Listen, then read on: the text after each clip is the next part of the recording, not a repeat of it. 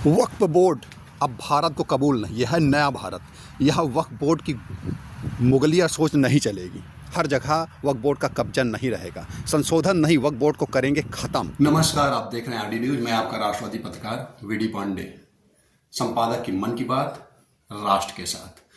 वक्फ board क्यों हमारे देश में, भारत में वक्फ बोर्ड क्यों?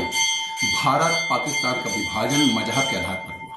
इस्लाम को मानने वाले अधिकांश लोग 80% वो चले गए पाकिस्तान, और हिंदुस्तान की सरजमी से प्यार करने वाले लोग रह गए हिंदुस्तान में। जो जमीनें छूटी उसके लिए कांग्रेस की सरकार ने वक्फ का गठन कर दिया, वक्फ बोर्ड का गठन कर दिया 1954 में। नेहरू की सरकार ने 1954 में वक्फ बोर्ड की नींव रखी, और ये कांग्रेस का महापाप था। कांग्रेस का महापाप था। ऐसा पावर दिया, ऐसी असीमित शक्ति दी गई। आपको हम बताते हैं ये रिकॉर्ड के अनुसार कि कितनी जो है जमीनें वक्फ बोर्ड में। 1954 में वक्फ बोर्ड का गठन हुआ। देश भर के 8.7 लाख से अधिक संपत्तियां, कुल मिलाकर लगभग 9.4 लाख एकड़ वक्फ बोर्ड के अधिकार क्षेत्र में। डिफेंस और रेलवे, रक्षा और रेलवे के बाद सबसे अधिक भूमि वक्फ बोर्ड के पास है। एक नया पाकिस्तान वक्फ बोर्ड के रूप में भारत में तैयार हो चुका है। वक्फ बोर्ड में संशोधन क्यों?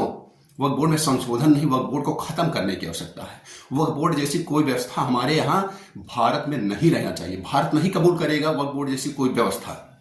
इसमें संशोधन नहीं, वक्फ बोर्ड का जो है खात्मा जरूरी है, क्योंकि 57 मुल्कों में, इस्लामिक 57 राष्ट्रों में वक्फ बोर्ड की जैसी कोई व्यवस्था नहीं है। तो भारत में क्यों? आपको बता दें, पीवी नरसिम्हा राव की सरकार कांग्रेस ने वक्फ बोर्ड 1954 में संशोधन कर नए प्रावधान जोड़कर वक्फ बोर्ड को असीमित शक्तियां दी।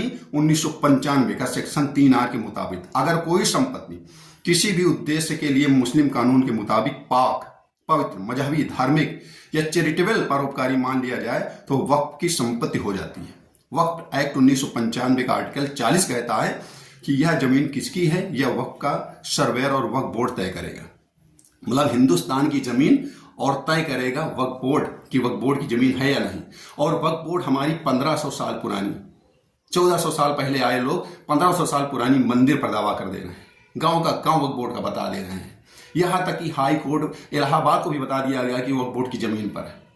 तो आप देख रहे हैं लगातार वक्फ बोर्ड की जो है तानाशाही और आतंक का माहौल बना के रखा है पूरे देश में वक्फ बोर्ड।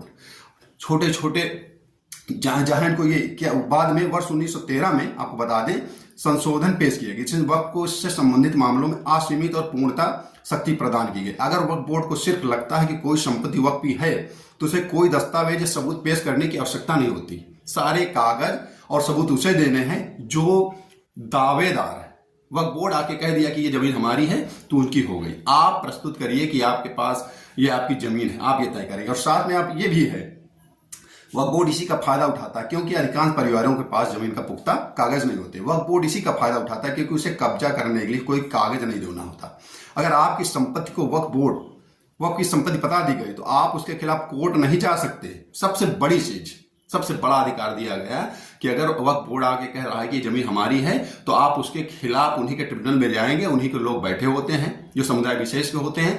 आप उनके खिलाफ सुप्रीम कोर्ट में भी नहीं जा सकते। ऐसी असीमित शक्तियां कांग्रेस ने वक्फ बोर्ड को दे रखी है। वक्फ एक्ट का सेक्शन 85 कहता है कि ट्रिब्यूनल के फैसले को हाई कोर्ट या सुप्रीम कोर्ट में भी चुनौती नहीं दी जा सकती। ऐसे ऐसे अधिकार दिए गए। देश में सेंट्रल वक्फ बोर्ड और 32 स्टेट बोर्ड हैं। केंद्रीय अल्पसंख्यक कल्याण मंत्री वक्फ बोर्ड का पदेन अध्यक्ष होता है। अब तक की सरकारों में वक्फ बोर्ड अनुदान दिया जाता रहा। सरकारें भी, मतलब वक्फ बोर्ड सरकारी प्राइवेट जमीनों को कब्जा तो ऐसे कर ही रहा है, साथ में सरकारें जो होती हैं, कांग्रेस इस समय में एकदम खजाना खोल के वक्फ बोर्ड को दान किया गया। जैसे उनके जो है बाप दादाओं ने बना के रखा था भारत की संपत्ति, भारत के भूभाग को, उन्होंने वक्फ बोर्ड के झोली में डालने का काम किया। केंद्र की एनडीए सरकार ने अपने तीसरे कार्यकाल में वक्फ बोर्ड की शक्तियों कम करने की तैयारी की है। केंद्र की एनडीए सरकार, मोदी सरकार ने इसकी जो है शक्तियों को कम करने के लिए कुछ संशोधन किए। जो संशोधन प्रस्तावित उन्हें वक्फ बोर्ड के असीमित अधिकारों पर नकेल कसी जाएगी।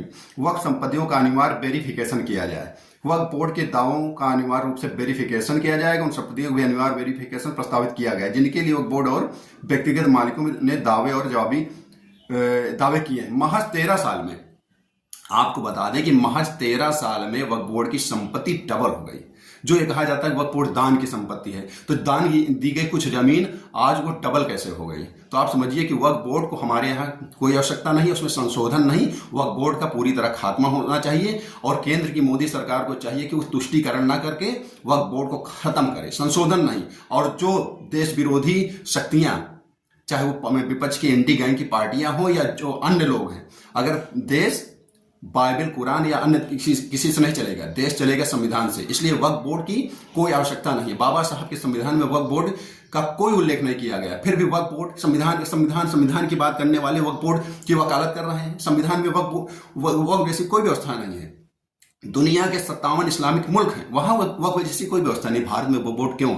ये कांग्रेस का महापाप था जो हिंदुस्तानियों पर थोपा गया। अब ये नहीं चलेगा, अब देश कबूल नहीं करेगा वक्फ बोर्ड का पूरी तरह खात्मा होना चाहिए। जय हिंद, जय भारत, वंदे मातरम, नमस्कार।